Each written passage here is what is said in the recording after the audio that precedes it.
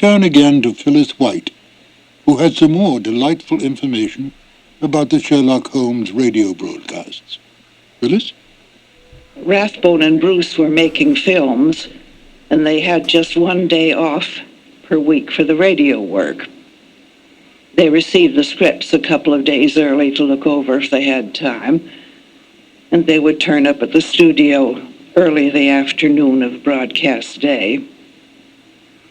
And the first reading would be rather slow and broken up as there was discussion and maybe a few changes. Then there would be a reading for timing to fit to the exact number of minutes available. It was more likely to be too long than too short. Edna would flip over a few pages and knock out a couple of words here and a couple on another page, and it would miraculously come out exact to the minute.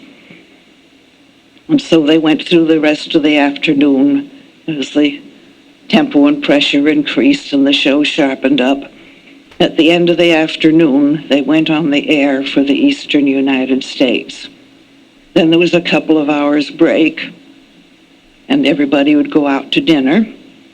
Then they would come back and do it all over again for the West Coast. I feel very thankful now that these live and ephemeral shows were captured on disc and that they could now reach a new audience. Now, please join Phyllis and I as we listen to The Iron Box. This episode from the life of Sherlock Holmes will be transmitted to our men and women overseas by short wave and through the worldwide facilities of the Armed Forces Radio Service. Petri Wine brings you Basil Rathbone and Nigel Bruce in the new adventures of Sherlock Holmes.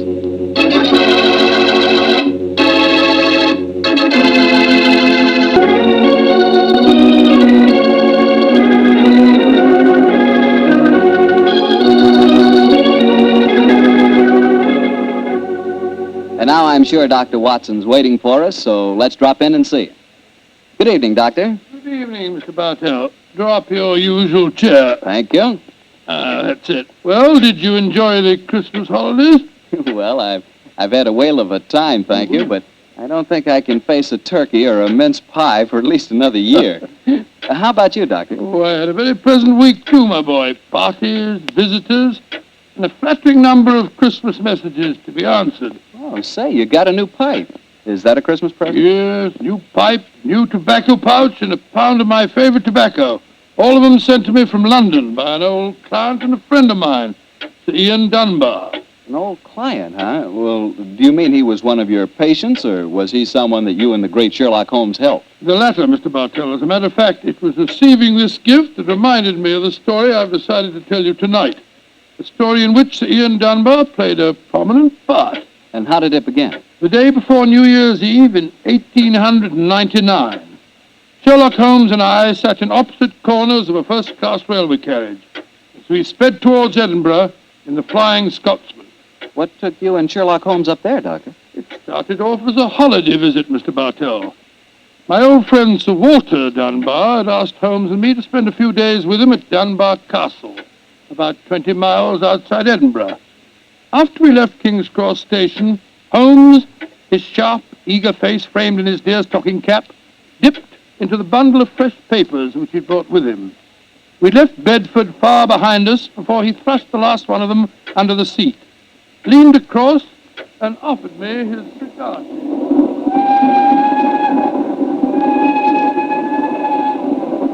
Care for a cigar, Watson? No, thanks, awful. I'll stick to my pipe. Flying Scotsman's living up to its name. We're going splendidly.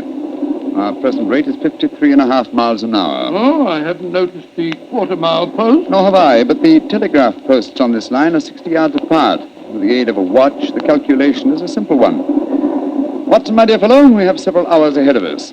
Tell me more about Sir Walter Dunbar. I have a feeling that he is in some kind of trouble, but you haven't wanted to talk about it. Well, it's not exactly trouble, Holmes, but there's a strange problem that confronts the Dunbars. A problem that'll be settled at midnight tomorrow. Oh, indeed.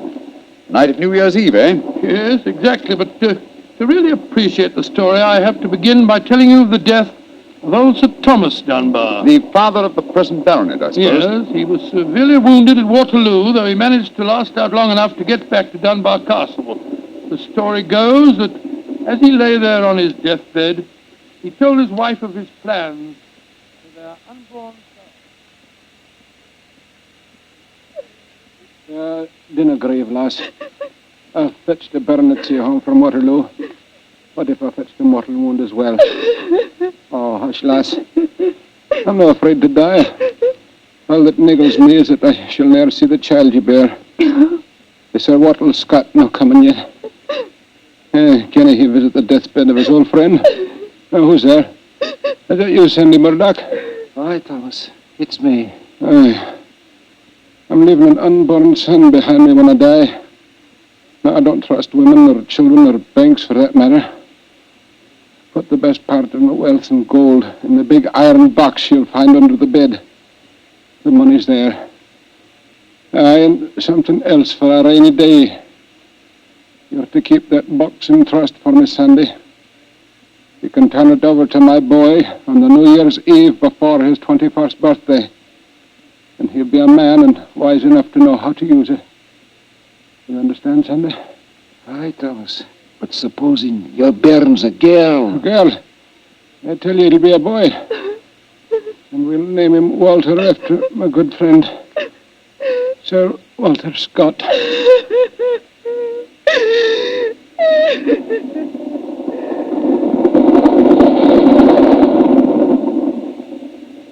Very interesting story, Watson. And that child, of course, is the gentleman we are going to see now, Sir Walter Dunbar. Exactly.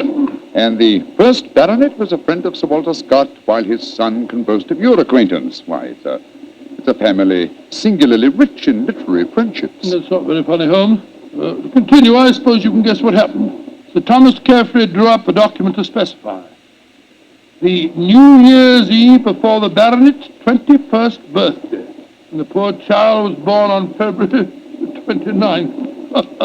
It was a leap year. Oh, so poor Sir Walter is still waiting for his iron box full of gold. Yes, he'll be 84 next year, and yet legally, with only one birthday every 4 years in the eyes of the law, he'll at last be 21. A most amusing situation, though I'm afraid Sir Walter finds it far from entertaining. The lawyers must have been extremely scrupulous in abiding by the letter of the document. Yes, old Sandy Murdoch is dead now, of course. But he, too, is a great-grandson, William Murdoch, who still handles the Dunbar estate. He'll be at the castle tonight to formally hand over the iron box. I'm delighted you accepted the holiday invitation of Sir Walter. My dear fellow, I've needed a rest, but I've always loathed too strict a one. This situation may pose a nice little problem for me. Problem? Yes, I'm reasonably certain that the aged Sir Walter Dunbar will not get his iron box full of gold on this New Year's Eve either. But we shall see, old fellow. We shall see.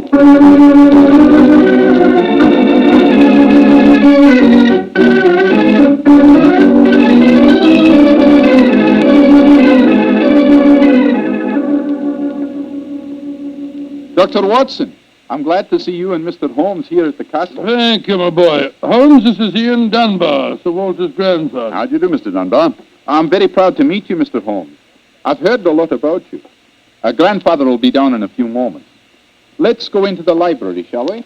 Well, I imagine Sir Walter's quite excited about tonight's ceremony, isn't he? Wouldn't you be, if you'd waited 63 years too long for an inheritance? Indeed, I should. Thank the Lord I had the foresight to be born on the prosaic date of August the 21st. In the event of your grandfather's death, you will be the next baronet, I take it.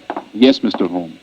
You see, my father was killed 2 months ago at Mafeking. Yes, I read about it in the papers, my boy. I'm very sorry. Thank you, Doctor. The opening of the box isn't going to be the only ceremony at midnight. Dorothy and I are announcing our engagement. Dorothy? Dorothy Small. She and her father are staying here, too. My congratulations. Yes, indeed, Ian. Indeed, mine, too. Thank you. It's been quite a battle with her father, though. He's a businessman and isn't impressed with titles when they aren't accompanied by a suitable income.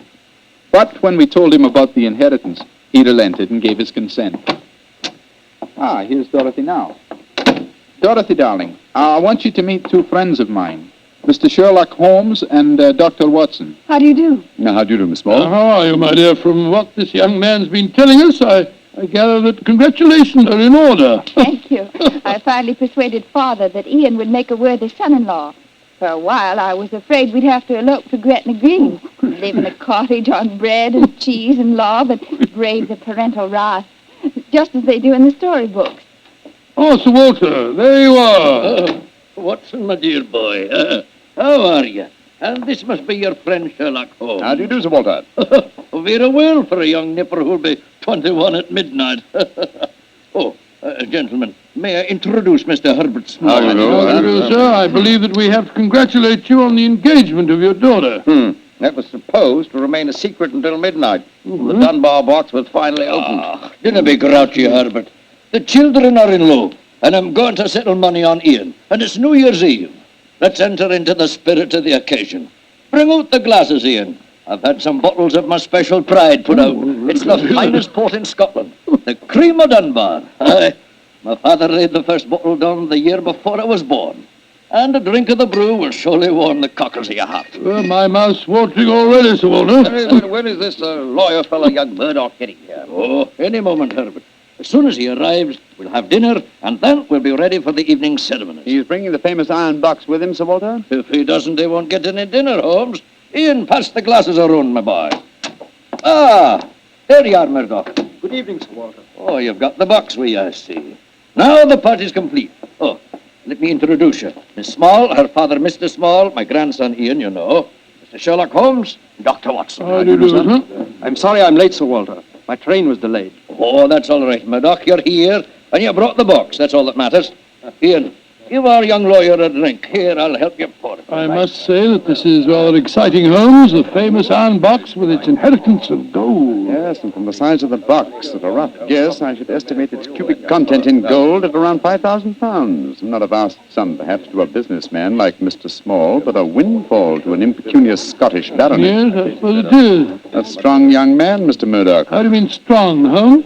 A box that size, full of golden sovereigns, would weigh a considerable amount. And yet the lawyer carried it single-handed. Now that we're all assembled, I'm going to propose a toast. Though it's still some hours off yet, let's drink to the new year. It means a lot to some of us. To 1900. 1900. We should toast more than just 1900, Sir Walter. We should drink to the new century that's about to begin. Good idea, Dorothy. Oh, I'm afraid that wouldn't be quite appropriate, Miss Small. To be accurate, the 20th century won't begin until January the 1st, 1901, and not 1900. Of course. That's it. Dorothy, I'm afraid your wedding can't take place for some time yet. Father, what are you talking about? I read an article in The Guardian the other day that said just the same thing as you, Dr. Watson. And what's more, it said something even more important. It said that 1900 is not a leap year. Oh, rubbish. Leap year comes every 4 years. There was one in 1896, then obviously 1900 is one. I think Mr. Small may be right. What do you say, Mr. Holmes? Do you know? Well, I hope no one would bring up this point, but it's the little problem I referred to on the train, my dear Watson. Yes, I remember. Holmes, for heaven's sake, answer. Is 1900 a leap year or no? I'm afraid it's not, Sir Walter. No? Because of a slight imbalance that would otherwise be produced in the calendar. Of the even century years, only those divisible by 400 are leap years. In other words, 1600 was a leap year, the year 2000 will be a leap year, but 1800 and 1900 are not leap years. Then you have no birthday next year, Sir Walter, and I'm afraid I can't open the box tonight. And the Dunbars won't get their inheritance. And you, my dear, don't marry for a few more years. I won't allow you to marry a pauper. Mr. Holmes, are you sure of your facts? I'm very much afraid that I am, young man. Oh, this is terrible. I cannot stand any more. No, don't take it too bad, Mr. Walter. Here, drink this. That's it. After all, you only have to wait another 4 years. Another 4 years? At my age, young man, at my age. Oh, no, I shall never live that long. Aye, what is it, Angus? Dinner is prepared, Sir Walter. You can serve it as soon as you're ready, sir.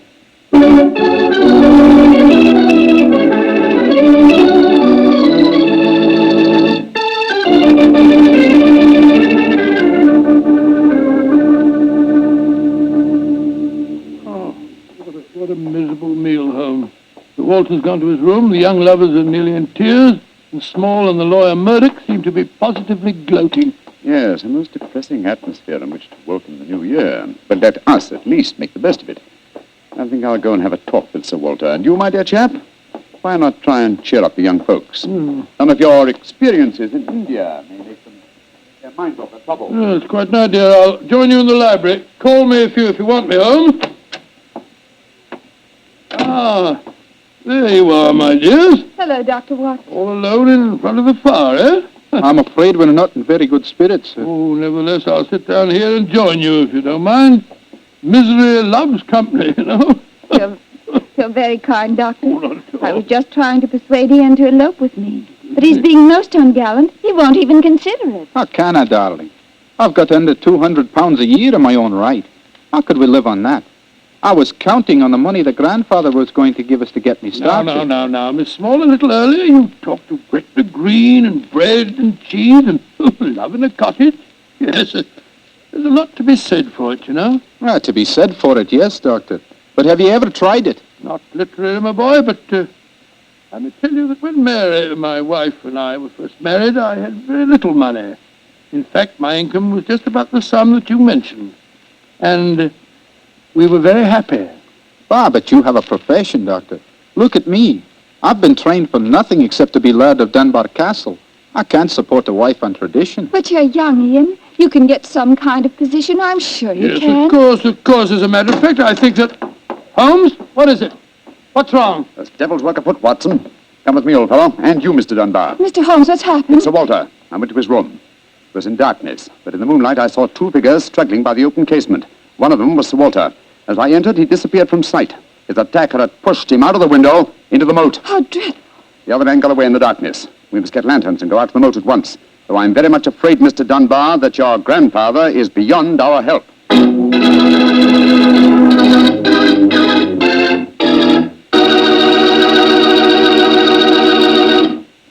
Now, to get back to our story, someone had pushed poor old Sir Walter out of his bedroom window and into the moat below. Isn't that right, Dr. Watson? Yes, Mr. Bartell. Of course, we grabbed lanterns as fast as we could and rushed outside, but it was a hopeless task.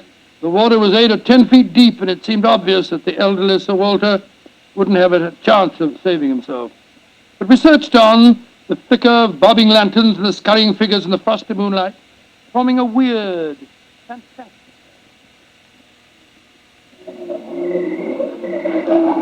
Angus, bring a lantern over here. Aye, sir. Can you see anything, Holmes? Not a thing. I don't see why your friend doesn't call the police, Dr. Watson. He's accomplishing He nothing. thought there might be a chance of finding the old man alive, Mr. Small. He wants to avoid a scandal, if possible, for your sake, sir, as well as the The Dunbars. scandal can't touch me or Dorothy over this.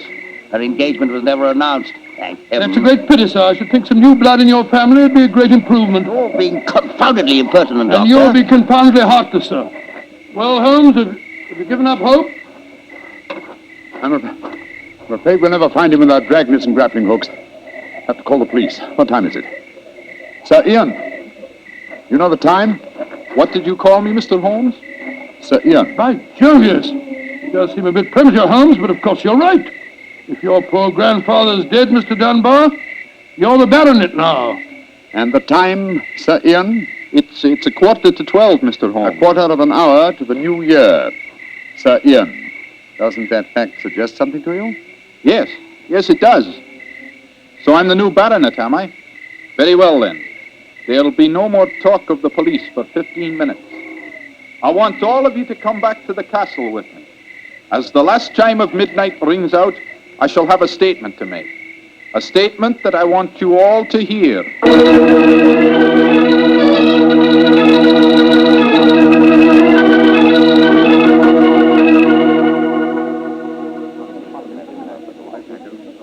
What you brought us all back here for, Holmes? There's something very funny going on. I tell you, I don't like the look of it. And I, Watson, like the look of it very much. I wish you wouldn't be so dashed mysterious. What are you up to? You haven't taken a step yet towards finding the murderer? Haven't I? And I wonder what causes the beads of perspiration on Mr. Small's brow.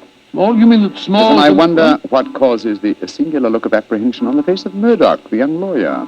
You remember, of course, on my remarking how easily he carried the large iron box. Great Scott, yes. And it took a strong man to throw Sir Walter out of the window. Watson, Huh? the new year is approaching. Ladies and gentlemen, In view of our recent tragedy, this is one New Year's Eve when none of us feels like song and jollity. But there still remains a ritual duty for me to perform. Mr. Murdoch, open the iron box, please. But I can't do that. It was only to be opened for your grandfather. No, Mr. Murdoch. The phrase was that it was to be opened on the New Year's Eve before the baronet's 21st birthday. I am now the baronet, and I shall be 21 next year on August 21st. Open the box, please, Mr. Murdoch. Ian, darling, how frightfully clever of you. Good lad. I hoped you'd think of it. Serene. Murdoch, open that box. Very well, Serene. But I'm afraid you're in for something of a shock. Great Scott, the box is empty. Except for a sheet of notepaper in the bottom. What's the meaning of this, Murdoch? Read that paper, Serene, and you'll understand. I owe you 4,000 sovereigns. And it's signed Alexander Murdoch on behalf of Murdoch and Murdoch, lawyers. You'd better explain this. It's the family skeleton, Serene. That note is signed by my great-grandfather, the one that witnessed the original deed concerning the box. As soon as Sir Walter was born on that February the 29th, my great-grandfather realized the money wouldn't have to be produced for 84 years. And so he stole it. He borrowed it. He always intended to pay it back, but he was never able to. When he died, he told my father of his secret, and my father in turn told me. We've always planned to put back the money, Serene, but we've never been able to. This is daylight robbery. You should prosecute the me and the firm's still in business. You can ruin them. You can sue them for every penny they have. Mr. Small, you've already shown a marked aversion to my family. I suggest you allow me to handle their affairs. Bravo, Ian. How dare you, Dorothy? Go to your room. No one's going to their room. No one's leaving here until the police arrive. I'm convinced that one of you murdered my grandfather tonight. And if you ask me, it's obvious who that someone is. Who, Dr. Watson? You, Mr. Murdoch. You came here planning to kill poor old Sir Walter because you never intended to open that box. You thought that your secret would die with him. That's a lie. I was going to tell him everything and then ask for time to pay the money. I didn't kill him. Of course he didn't. There's your murderer. You yourself, Ian. Father, what are you saying? I'm saying that Ian's the murderer. He saw that the box wasn't going to be open for another 4 years. He realized out the money couldn't marry Dorothy, so he killed his grandfather and then ordered the box opened. You're trying to cover yourself. You pushed grandfather out of that window tonight. You thought that if he died, the box would never be opened.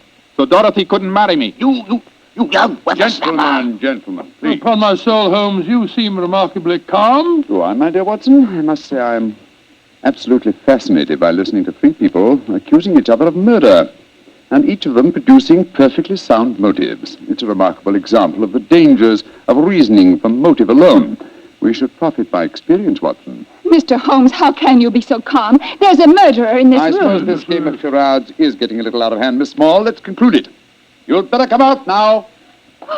That tapestry, it's moving. A happy new year to you all. Grandfather. Sir Walter, oh, am I seeing a ghost? Oh, Sir Walter, you're all Then right. what kind of a game have you been playing? It is a bonny game that Holmes and I invented. You might call it forcing the issue. I was determined to have the box open before the next 4 years were out, whilst I was still alive to look inside it. But the trickery of your family, Murdoch, has made me a very unhappy man. Sir Walter, I shall pay back the money in a few years. I swear I will. It'll be too late to do me any good, but I'll take care that Ian gets it. I've half a mind to prosecute you. Grandfather, the money isn't important now that you're all right. You were counting on it just the same, my boy, so that you could marry Dorothy. I know that. She'll never marry a pauper. I won't allow it. When I'm 21, you can't stop me, Father, and I am going to marry Ian. Be quiet. Sir Walter, it's a very unsavory business. I think that you owe us an explanation of your behavior tonight. You tell him, Holmes. I fancy a wee drop of cream of Dunbar. Watching you all search for my body in the moat has made me thirsty. The explanation is a very simple one, ladies and gentlemen. When you arrived here tonight, Mr. Murdoch, I knew from the way you handled the box that it could not contain the sum of gold it was supposed to. And so you suspected fraud and devised a plan to force the opening of the box. Yes, and Sir Walter was an eager conspirator. Of course I was. Ian is 21 next August. Supposing I had died after he came of age and before my next birthday, 4 years hence, the box would never have been opened. And so we invented the fake murder story. By the way, Ian, I must congratulate you for grasping the possibilities of the situation so speedily. If you hadn't demanded the opening of the box, the Murdoch secret might still be a secret. It was a clever plan, Holmes. It's too bad that it had to have such a miserable ending. I'm not sure that we have finished with the matter. Mr. Murdoch, Yes, Mr. Holmes? you say that your family took £4,000 from that box? Yes, Mr. Holmes. Curious. I would have sworn from its size that it would hold closer to 5,000. And in your account of the legend, Watson, you told me that Sir Thomas Dunbar stated on his deathbed that he had put something else in the box. Right. Something for a rainy day, is that it? Mm-hmm. Did the Murdochs find that extra something? No, Mr. Holmes. They found nothing but the gold. Oh, that's very odd. I think I'll take a closer look at that box, if you don't mind. Since this seems to be a night of telling secrets, I think you might as well know, Father, that if you don't give your consent, I shall elope with you. Oh, bravo, my dear, bravo. No such thing. I admire your resolution, young lady, but I hardly think it will be necessary. What do you mean, Holmes? Permit me to show you all the treasure of the Dunbars. What have you found, Holmes? Something for a rainy day that old Sir Thomas spoke of. You see, since the cubic contents of the box obviously differed from my calculations, I deduced the existence of a false bottom. I was correct. And in that space, I found this. Oh, it's a manuscript. Quite so, the manuscript of a book.